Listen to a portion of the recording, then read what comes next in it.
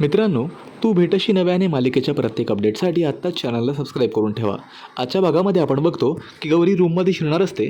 इतक्यामध्ये रागिणी हात धरते व तिला खेचून घेते आणि तिला म्हणू लागते, गौरी तुला अक्कल नाही आहे का? तुला किती वेळा सांगायचं इथे यायचं नाही. हे बघ, जेव्हा एखाद्या माणसाला अपमान करून समजत नाही ना, तेव्हा त्याला धक्के मारून बाहेर काढलं जातं आणि मी पण आता तेच करणार आहे. असं म्हणून गौरीला रागिणी धक्के मारून घराबाहेर हकलते. त्या गौरी म्हणते, अहो मॅडम, माझं ऐकून तरी घ्या, मला काहीतरी सांगायचं आहे. अहो मी इथे सरांना भेटायला आली आहे. तर तेव्हा त्या आवाजाने समोर अभि येतो आणि तो बोलू लागतो, काय चाललं आहे हे? त्या गौरी म्हणते, माझं ऐकून तरी घ्या, अहो मी घरातली कामं करायला आले नव्हते, मी इथे सरांना भेटायला आले होते, मला फक्त बोलायचं त्यांच्याशी. ती म्हणते, शटअप, तू कॉलेजमध्ये तुला बाहेर काढलं आम्ही कॅन्टीनमधनं, तर इकडे आलीस अभिच्या घरापर्यंत. तुझी हिंमत कशी काय झाली गं इथपर्यंत यायची? इतक्यामध्ये तिकडे अभि येतो आणि तो बोलू लागतो, एक मिनिट, काय चाललं आहे हा प्रकार? मुळात गौरी इथे भेटायला आली मला, तुम्ही तिला घरातली कामं सांगितलीत? काय काय विचारतो आहे मी? ती जे बोलते ती खरं आहे का? असं म्हटल्यावरती अर्पिता एकदमच घाबरते आणि बोलू लागते, अरे दादा, ते काय झालं माहिती आहे का, माझा गैरसमज झाला. मला वाटलं ही कॅन्टीनमधनं आली आहे म्हणजे ही घरातली कामं करायला आली असणार आहे. सॉरी, खरंच सॉरी. मी हिला आधी स्वयंपाक करायला लावला, मग नंतर यांनी तिला घरातली कामं सांगितली. सॉरी हां. दादा म्हणतो, एक मिनटं, या मुलीला काहीतरी बोलायचं आहे ना, तिला त्या आधी बोलू दे आणि तिला माझ्याशी बोलायचं होतं, मग थेट मला सांगायचं ना. हे काय चाललं आहे? हा कोणता प्रकार आहे? त्यावरती म्हणते, दादा खरंच सॉरी, माफ कर ना मला, पण मला माहिती नव्हतं रे की हिला तुला भेटून काही बोलायचं आहे.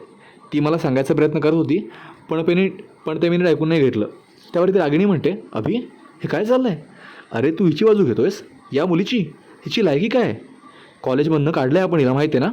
त्यावरती अभि म्हणतो, शटअप रागिणी, आमच्या या विषयामध्ये तुला बोलायचा अधिकार नाही आहे. जोपर्यंत हा विषय कॉलेजपर्यंत होता तू बोलू शकत होतीस, पण इथे आता बोलायचं नाही.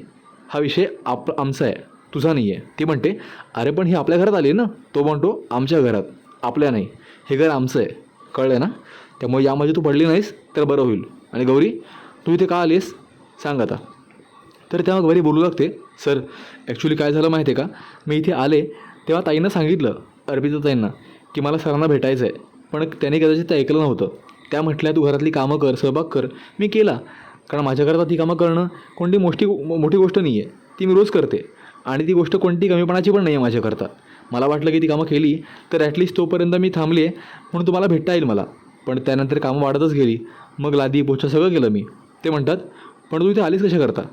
ते बोलू लागते, सर माझी नोकरी गेली हो, मला अण्णांनी काढून टाकलं आहे आणि हे तुम्हाला माहिती पण नाही आहे. मला वाटलं तुम्हाला सांगावं, मला ही नोकरी हवी आहे परत.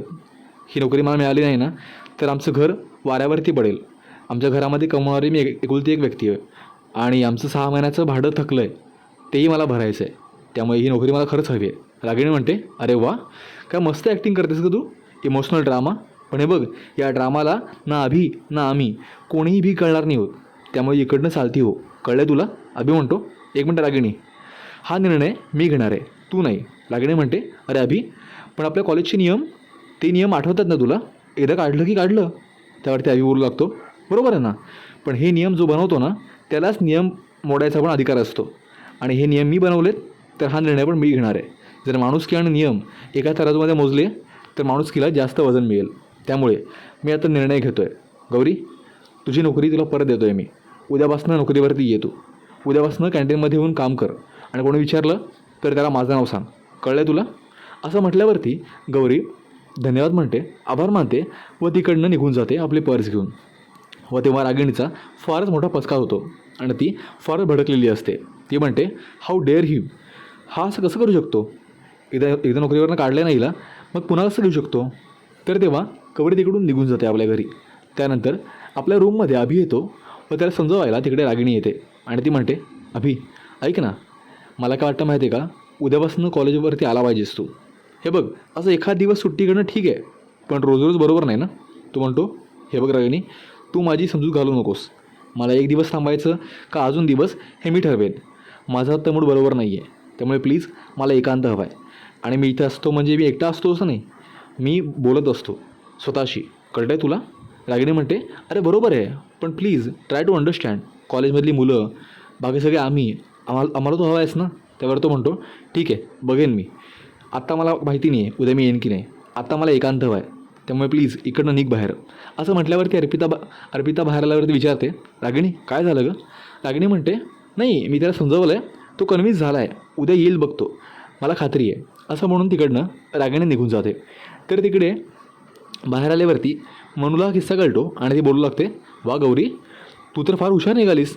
म्हणजे जे खडूस सर आम्हाला खडूस वाटतात त्यांच्या घरी जाऊन तू त्याला म्हणून आलीस आणि तुझी नोकरी परत मिळवून घेतलीस. क्या बात आहे, फार डेअरिंग बाजस तू. त्यावरती म्हणते, ऐक ना मनू, मला ना हे सर खडूस नाही वाटत. म्हणजे ते एखाद्या शाळ्यासारखे किंवा फणसासारखे आहेत, बाहेरनं काटेरी कडक पण आतनं एकदम मऊ. खरंच ते मनाने फार चांगले आहेत असं मला वाटतं आहे. तर ते तिकडे निनादला आपल्या मुलीकडनं आभाकडनं आजचा किस्सा कळतो. तो म्हणतो, काय, अच्छा असं झालं तर. पण मला कळत नाही आहे अभि आता उद्या कॉलेजमध्ये येतो आहे की नाही. मी एक काम करतो, आज संध्याकाळी घरी जाऊन अभिशी भेटतो आणि बोलतो जरा. तर तिकडे घरी आल्यावरती गौरीला वडील विचारतात, काय गं बेटा, मला सांग, तुला जॉबवरनं काढलं आहे ना. मला कॉलेजमध्ये त्या मॅडम बोलल्या. ती म्हणते, अहो बाबा नाही, माझी नोकरी गेली असती पण ती नाही गेली. आज मी सरांना जाऊन भेटले, त्यांना कन्व्हिन्स केलं आणि ते कन्व्हिन्स झाले पण. मला म्हटले उद्यापासून ये कामाला. तुम्हाला माहिती आहे त्या मॅडम आहेत ना, रागिणी मॅडम, त्या फार पिरसट आहेत, त्या काहीही बोलतात. तुम्ही त्यांचं नाही का ऐकू. ते विचारतात, बरं ठीक आहे, माझ्या औषधांची पिशवी आणली आहेस ना. ती म्हणते, अरेच्छा मी विसरले बाबा, त्या सरांच्या घरामध्ये मी पिशवी विसरले, उद्या आणते मी येताना तिकडनं. ठीक आहे असं म्हटल्यावरती वडील तिकडनं निघून जातात. तर इकडे रात्री निनाद अभिला भेटतो आणि त्याला फार समजावतो.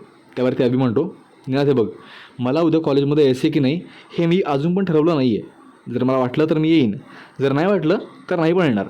पण आत्ता मी कोणताही निर्णय घ्यायला तयार नाही आहे. निनाद म्हणतो, ठीक आहे, पण मला एवढंच कळतं आहे की हा विषय साधा नाही आहे, तुझ्या भूतकाळाबद्दलचा आहे. असं म्हटल्यावरती निनाद तिकडनं निघून जातो व त्यानंतर अभिला आपला तरुणपणातला अभि दिसू लागतो आणि तो बोलू लागतो, काय रे, आज चक्क तू माझ्याकडे आला आहेस. त्यावरती अभि म्हणतो, मी आलो आहे की तू आलो आहेस. त्यावरती तरुण बोलू लागतो, अच्छा मी कशाला येईन, तू माझ्याकडे आला आहेस.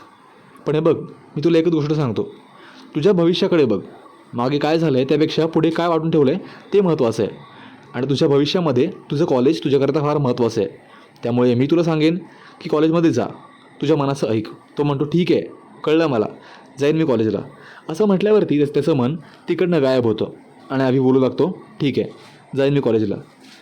आणि मालिकेचा आजचा सुंदर भाग इकडेच संपतो.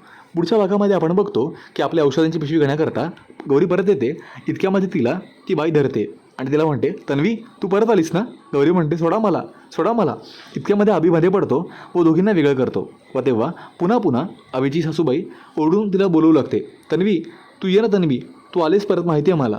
तर तेव्हा अभि फारच भडकतो आणि म्हणतो, गौरी तू पुन्हा का आलीस घरामध्ये, मला फार राग आला आहे. हे बघ, यापुढे कधीही तुझा चेहरा मला दाखवू नकोस, कळलं तुला, चल इकडं निघ आता. असं म्हटल्यावरती फारच अपमान झाल्यामुळे गौरी फारच दुःखी होते व तिकडनं निघू लागते. आणि अचानकपणे मुसळधार पाऊस सुरू होतो आणि पावसात भिजणारी गौरी बघून अभिला तन्वी आठवते.